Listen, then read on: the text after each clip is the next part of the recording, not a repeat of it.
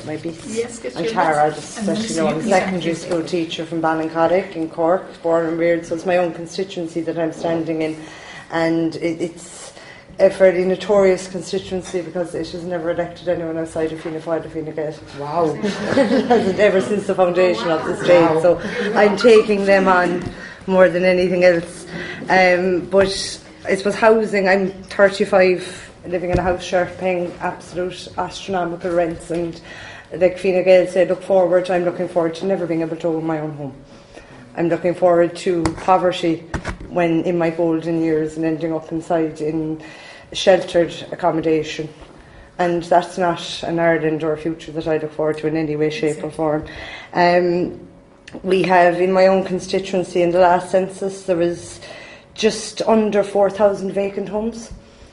And it's quite a rural area. There should be no homes empty when we have a housing crisis. Like you were saying, that idea with giving some form of tax incentive, and I feel that homeowners that allow them to lay vacant simply because they're waiting for the house market to increase, or the property value to increase, that they should be fined. That houses should not be allowed to lie empty for longer than a certain amount of time when we have so many homeless people there. In the last 10 years, we've gone from a nation with a majority of homeowners to a majority of home renters, and that is by design. And when you look, and 1 in 3 TDs are landlords, it's clearly very self-serving what they're doing.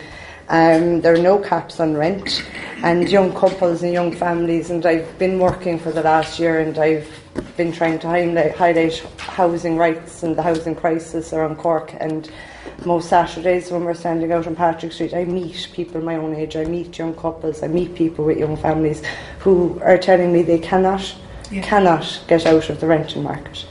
There are no houses, banks are not lending in any way, shape or form. Our Cork Council hasn't built anything since the mid-90s. Everything they build, everything that is built and used by the council is rented. The council rents off the developers long term, so our councils don't even own homes anymore.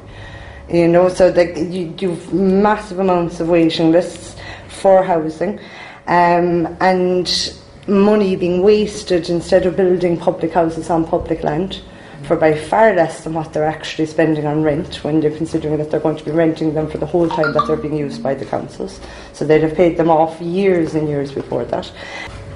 Cork, and I suppose Limerick would be a closest hospital as well, because my constituency runs right up to the very top there, and they have the worst trolleys, or numbers on trolleys. They have the worst waiting lists in the whole country. We've got children waiting years and years and years for vital treatments. We had some 4-year-old there last week whose cancer treatment was delayed because they couldn't find a bed for her in any way, shape or form. Our budget this year, to that 2020 coming out of the last budget, is 17 billion for healthcare. That money is all going into bureaucracy in the HSE. Absolutely. There are people earning hundreds of thousands inside in the HSE for producing papers and keeping records, and none of it is actually going into what it is supposed to, and that is providing healthcare to the people. Our nurses are completely overworked, underpaid, under-resourced. All of the frontline staff are. Fianna Fáil and Fine Gael, successive Fianna Fáil and Fine Gael health ministers have closed hospitals, A&E departments, hospital wards. They've reduced ambulance numbers, removed 24 access to certain services. Mental health services are gone completely. I'm a secondary school teacher. We have children waiting since, they'd be second, third year now, waiting since early in primary school for CAMS intervention. Right, and these kids are suffering from serious anxiety and depression. The suicide rates in young people, particularly young men, are going through the roof. There's no access to mental health services privately, not I might say publicly. We had, was it 11 suicides over 11 days across Christmas, West Cork and Kerry. And we do have a mental health crisis in this country, and it's been completely ignored. Money is being pulled out of mental health services, it's being pulled out of maternity services, and it's being put into abortion, which is weird. It makes absolutely no sense the way they're running it at all. We have one of the highest spends in healthcare across the EU, and we provide one of the lowest standards of healthcare to its patients. It's a clear mismanagement of our money, and it is our money.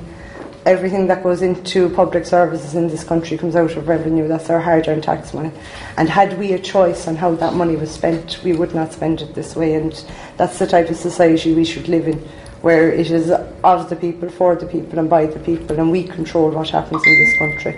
But they're mismanaging and misspending our money left, right and centre, and people are literally dying over it. We've had them presiding over the cervical smear scandal. We had 20 women that we know of die, and hundreds more affected. Rural Ireland, my constituency, I'm living in Ballincollig. It's the only urban area, really. The small towns and everything else is rural right across the constituency, and rural Ireland is being neglected completely, totally and utterly. All the towns, businesses are closing down because there's nobody there. They can't keep them open. We've post offices, Garda stations being closed left, right and centre. So you're removing security from these communities, and you're removing vital services. It's particularly affecting the elderly, who can't access pensions, can't get into their savings. They have the lack of Gardaí has led to a serious rise in violent crime and robberies all across the country, and antisocial behaviour. There's no public transport in any of the rural areas, which means that people are reliant on cars. And looking at the census, there's over 60% of Cork North West who are reliant on cars. And now with our lovely carbon tax, after coming in, it's rural Ireland that will be affected worst by that. And now with the proposed ban on the sale of diesel and petrol cars by 2030, and making it illegal to own one after 2045. Get on your bicycle. I love that they planned that far ahead. They think they'll have a say, but that then is going to put more pressure on rural Ireland and force people to relocate. Because the most basic electric car you can get is €35,000, and then you're trying to keep it charged and try and get from rural Ireland and travel your hour and 45 minutes is the average of my constituency that people travel to work every day. And trying to get in and out, keep it charged. It's going to happen. I mean, it really is, when you put it all together, none of it makes sense, and I don't see how that it can be presented to people and for people to think that this would actually work in the future, because it won't. Agriculture. The number of full-time farmers has decreased drastically since we joined the DEC. Most farming families need to have a second income coming in to keep themselves above water. Family farms, they're becoming the small little family farms. They're becoming a thing of the past, completely, totally, and utterly. And considering that we have the best climate and soil quality in the world for agriculture, it baffles me that we import the majority of our fruit, our vegetables, and our meat. Exactly, 90% of our potatoes are from abroad. And we're Irish, 90% of the potatoes come from abroad. No, right? And everything that we're getting in is an inferior quality to what we could actually produce for ourselves. Every single bit of it, right? And we have the highest quality of grass-fed beef in the world. Right? Most other countries, their beef comes from those factory farms.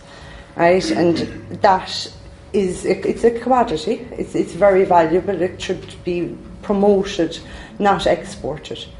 Right, it should be sold in this country, and we're being fed then the lesser quality of beef coming from Argentina and Poland and the likes. Farmers then given subsidies by the EU to let land lay fallow, and that is actually reducing the quality of our soil in this country. Right? You're meant to rotate stock, you're meant to add nutrients and vitamins all of the time. Land lying there is reducing the quality of our soil, which will hurt us in the future when we start to grow again, because we do need to start to grow again. Right? I'd love to see a return to the cooperative farming method. I think that would really help. It keeps it local, right, and gives people proper access to healthy food. Good healthy food. Restructuring our agricultural policy completely would also reinvigorate rural communities, improve the health of our nation, right, increase employment opportunities, and that could save an awful lot of the smaller communities that are dying now as well, because it would give people reasons to stay at home, creating employment like that. And younger generations, they are moving away from rural areas. They can't settle back home because they cannot build lives for themselves. Neutrality and our sovereignty is a big thing for me, and I, unlike our friends in Fianna Fáil and Fine Gael, I do not think that our sovereignty is a backward-looking idea in any way, shape or form. Right? And the Constitution asserts the inalienable, indefensible and sovereign right of the Irish people to self-determination. And in that vein, I would fight to introduce the citizens-initiated referendum. Right? That would allow a percentage of the population to call a referendum on any issue that they see fit. There's quite a few now that we would call straight away, like water, right, health, banking, right. I'd also like to see some form of a recall system being put in, so that we could actually hold our politicians to account, or we could trigger a referendum, and if somebody isn't doing what they're supposed to be doing, put somebody else in there that will do it. Right, and we should have that power. That was originally in our constitution. It was removed very early on. So as accountability, it is non-existent in our political system at the moment. It is rife with corruption, insurance fraud, dishonest voting practices, falsely claimed expenses, double jobbing, and on and on and on. Right, we cannot allow this to continue. It was taking us for fools. Completely, totally and utterly, and they're forgetting that they do work for us, and we need to remind them that they work for us, their public representatives. Right? 32 county sovereign Ireland is a must, and something I do feel shouldn't be that hard going forward, considering Brexit and the attitudes that have changed up the north, and it's something I look forward to. I in some way hopeful I will actually see in my lifetime. You know, it's definitely something to be working for. Since the ratification of the Constitution of the European Union, which is the Lisbon Treaty, we have completely ceded our sovereignty to unelected bureaucrats in the European Commission. They, not us, our elected representatives, decide our laws, our budget, our tax rates, our agricultural policies, our border policies, who we trade it, and which laws we must follow, and an awful lot more. Under Fianna Fáil's leadership, we were signed up to PESCO without any form of consultation with the Irish people. We have members of our armed forces currently participating in conflicts alongside European armies across the world, and that has effectively forfeited our neutrality. Right? We're putting more money into the EU than we get out of it, and what we get out of it comes with instructions on how to spend it. If we were to cut the cord completely, all of that money would be ours to do it whilst we saw fit. And I really do feel it's about taking back control at this stage, because it's been taken from us and we're not being listened to in any way, shape or form. We need people out voting. We need to get people to the polls. And I mean, I know it was a by-election, but the last by-election down in Cork, there was a 31% turnout. Yeah. You know, I mean, that's nearly 70% of the population who could have actually stood up and changed something, shaken things up when we knew that this election was coming. But people, I feel, have lost hope, and they've lost faith in anyone that's standing before them. So we need to present an organised kind of front to show them that we can do it. You know, deliberate. Yeah. They're not doing what they say, so that people will lose faith in the political system, so they won't vote. Part of their strategy. So they win if we don't vote. But they win if we give up. That's if they were really concerned about the democratic process, seeing a low turnout should ring alarm bells, and they should be wondering, right, what's wrong? Why aren't people engaging and sitting down and trying to fix it as a problem? Instead, they're celebrating because they know that means they're in. Because they got all the seats. Yeah, they know that means they're in straight away. You could have a minimum turnout of 60%, otherwise you'd have to go again. You know what I mean? You could have some minimum, or like in Australia, they have compulsory voting, and if you don't vote, you pay $10 or whatever. But that is to engage people in the political process. My last point there is Gael Gormley. I'm a fluent Irish speaker. I use it daily. I teach in an Irish secondary school. I'm beyond proud of being able to use our language. There's Hi, a seat Frank. there. Hi, Frank. There's a seat there. Brilliant. I'm beyond proud of being able to use and to speak our national language. I played the tin whistle. I love Irish music, Irish sport, everything to do with Irish. My degree was all in ancient Irish culture and mythology, and I would love, like, should I be elected, would love Yes. to try to prioritise like some form of revival of Irish culture and Irish language. Yeah. There's a saying in Irish, Tír gan tanga, tír gan anam. So a country without a language is a country without a soul. Right? And it is very important for identity, and I suppose with this what is an Irish person kind of attitude that's going around lately, we need to be reminding people it is a very distinctive culture.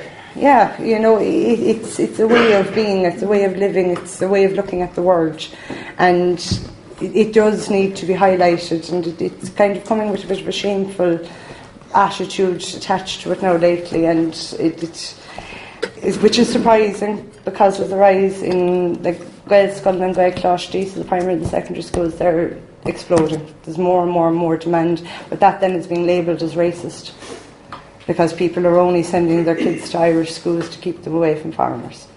And that I've read that in the Irish Times. I've read that in the Irish Times. This is the attitude that's being pushed out. And it's wrong. It's wrong. Like, that's not the it's right wrong. And like it is proven that children who are reared bilingually, which is what they would be in this country if they are involved in the Irish language, because we do, and we accept we have English, you know. But children who are reared bilingually they actually become smarter and they're more capable for the academic system and the academic world. Just being able to function in two languages, it's a boon. It's something that people should be striving for.